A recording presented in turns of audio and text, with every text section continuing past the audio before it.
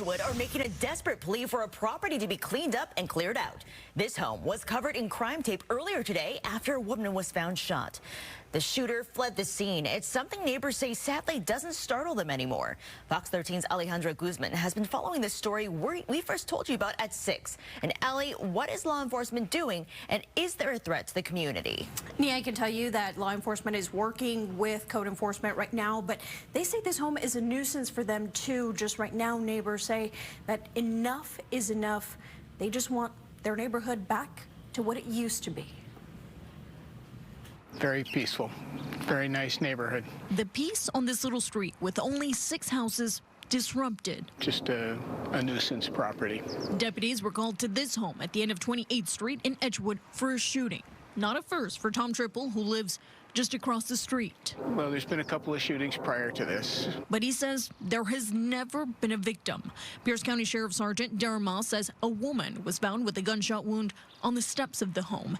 They rendered first aid, placing a chest seal before she was taken to the hospital. Thankfully, she is doing fine. She was talking to deputies when they were here and telling them about the incident. It's a little unnerving. Tom was the only neighbor willing to go on camera with Fox 13, but the complaints quickly stacked up as we spoke with residents off camera.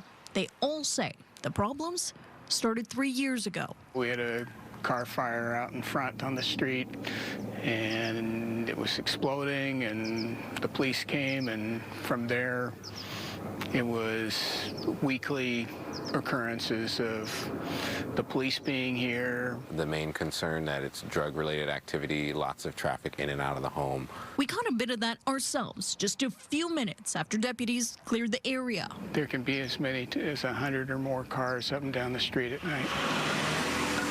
On top of the arguments and gunshots randomly popping off, residents say they're worried about safety, a child being hurt.